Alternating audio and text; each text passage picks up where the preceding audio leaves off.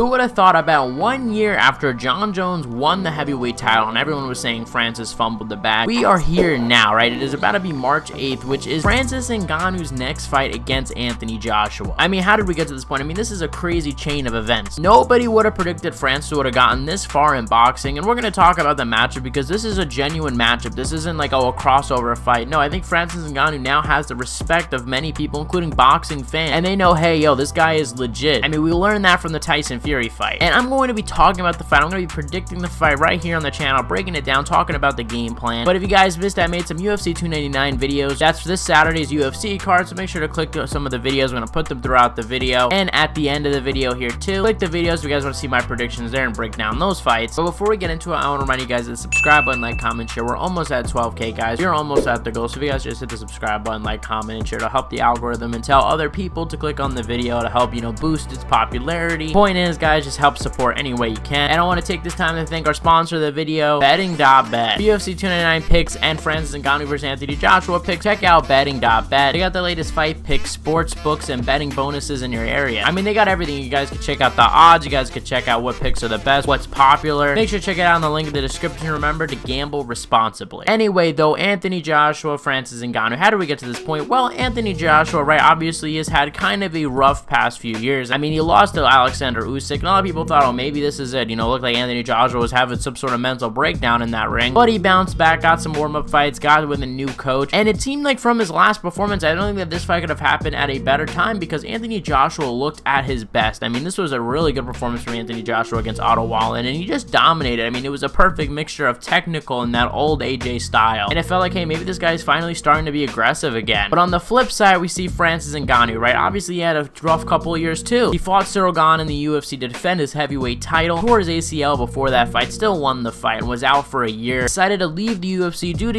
some disputes. Francis wanting to box, Francis also wanting more money. So he left the UFC, and everybody, including myself, I have to be honest, there's tons of videos on the internet of me saying, oh, Francis fumbled the bag. Nobody thought he was even going to get a Tyson Fury matchup. And then luckily, if we're going to be honest, because of timing, Francis Ngannou was gifted a fight against Tyson Fury. And I literally did not think that this fight would go past 1 or 2 rounds. Like, I genuinely was curious. I genuinely was not thinking it was going to go to a 3rd round. And I had no expectations for Francis, but little did I know that Francis arguably would have gone on to win the fight. Francis Ngannou drops Tyson Fury. And in my scorecard, honestly, I thought that Francis Ngannou won by a round. It's tough to score, though. I thought that Tyson Fury just didn't have a lot of volume. Now, with that being said, I do think that this was a Tyson Fury that did not treat Francis Ngannou serious. I mean, if you look at the shape that Fury was in at the end of the Francis Ngannou camp and what Tyson Fury looked like a couple weeks ago when he was supposed to fight Alexander Usyk, you will notice that it is a massive difference. And you can see that Tyson Fury was actually treating, Alexander Usyk serious, while Francis Ngannou, I think he probably expected, hey, this is an MMA guy. We see Jake Paul already beat these MMA guys, so it's like, imagine what Tyson Fury would do. So I genuinely don't think the guy really trained, so I'm not here to say like, oh, Francis Ngannou, totally beat Tyson Fury, because look, I think that Tyson Fury probably beats him in a rematch. I think Tyson Fury probably takes it a little bit more serious, and I think he just kind of jabs him. Maybe he doesn't get the knockout, maybe he doesn't do it as dominant as I initially thought, but that's a conversation for another day, because the winner of this fight will fight the winner of Alexander Usyk versus Tyson Fury. So there's a potential that Francis Ngannou could walk through AJ and fight the new undisputed champion and become the first, UFC champion and undisputed boxing champion, which would be a huge accomplishment. But he's got to get through Anthony Joshua. Now, let's talk about Anthony Joshua, all right? Now, Anthony Joshua, I think, he lost to Andy Ruiz, and that kind of changed him, right? He lost to Andy Ruiz beforehand. He was a little more reckless, swinging in the pocket, relying on his power. And then afterwards, he learned, look, maybe I should stay behind my jab. I am like 6'5" at the end of the day. I got a big reach. Let me go stay behind that jab, use my footwork, use some feints. And I think that Anthony Joshua has to really get back to that style. Now, with that being said, I'm not saying that he can't,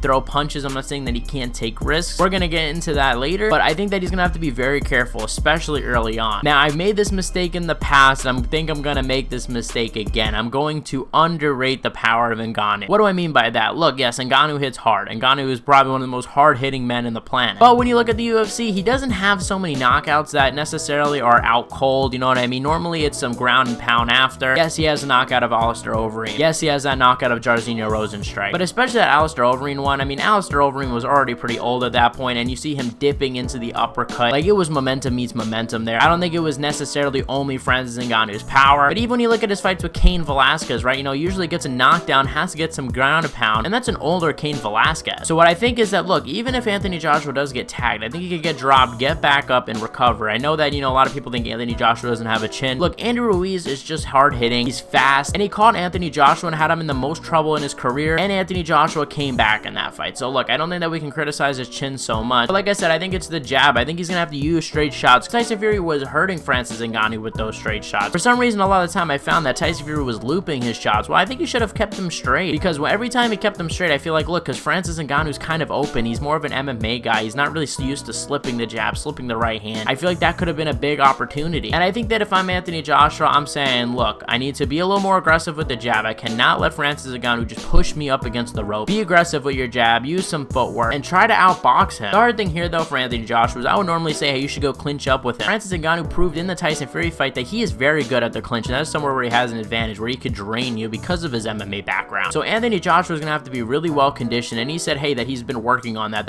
is something specifically he's been working on over the past 2 years, is his cardio. So if he's able to stay 10 rounds, and normally he's fighting 12 rounds, so if he's able to, to stay in there for 10 rounds, moving around, using his jab, I think he will be good. Now for Francis Ngannou, he needs to go forward. He needs to track down Anthony Joshua. He needs to push him backwards, and he needs to land. I think feints and switching stances out of Ngannou is going to be good. Confuse Anthony Joshua, get him going backwards, threaten him with that power, because Francis Ngannou does have power. I know I was like, oh, he doesn't have knockout cold power necessarily, which let me not say that. Of course he does. Of course he can knock you out if he lands. Don't get me wrong, but I'm just saying normally he doesn't land with 4-ounce gloves. With 10-ounce gloves against a boxer, I'm not so sure that it's going to be an early knockout or it's going to be so easy. But my point is, I think that he's got to, pressure forward, enter the clinch, wear him down there, and get closer to him. I feel like he did very good getting to Tyson Fury, and let's be honest, Anthony Joshua is going to be a bit easier to get to than Tyson Fury was. But like I said, I think if Anthony Joshua keeps that up before 10 rounds, and keeps up using the jab, using the footwork, I think he's going to win this one, and that's my prediction. I think Anthony Joshua is going to win this. I think we're going to see it early on. It's going to be a little close. I think we're going to see Anthony Joshua a bit hesitant, and maybe even Francis Ngannou hurts him and has some moments. But I think we're going to see, as the fight progresses, I think we're going to see, near the 3rd and 4th round, Anthony Joshua landing some of those straight shots, being aggressive. I think we're going to see Francis Ngannou, be surprised at what's coming at him, the accuracy, especially if Anthony Joshua looks like how he did against Otto Wallen. And I think that's going to give Francis Ngannou a little more hesitancy. And I think if Anthony Joshua keeps up the good footwork, I think that he could potentially finish him in the 9th or 10th round, or maybe get this thing to a decision with Francis Ngannou pretty hurt. But that's just my prediction. I don't really know anything. Let me know what you guys think in the comment section below. I am super excited for this fight and happy for Francis, because wow, what a journey this guy has been on representing MMA. So look, I do hope he gets it done, because I do think it's more interesting for boxing if he goes on and wins, and then maybe he could rematch Fury, or he could fight Usyk. But that's a video all in itself, guys. Let me know in the comment section below, are you going to be watching this fight? And check out my UFC 299 prediction, right? I made a video about Sean O'Malley and Chito Vera, and I also made a video breaking down the undercard for this weekend, and I also made a video talking about the whole Ryan Garcia situation, guys. Go check that out. Thank you guys for watching. You guys are the best fan base in MMA and boxing. Make sure to hit the link in the description for the Discord server, and thank you to betting.bet for sponsoring this video. Thank you guys for watching, and I'll see you guys in the next one.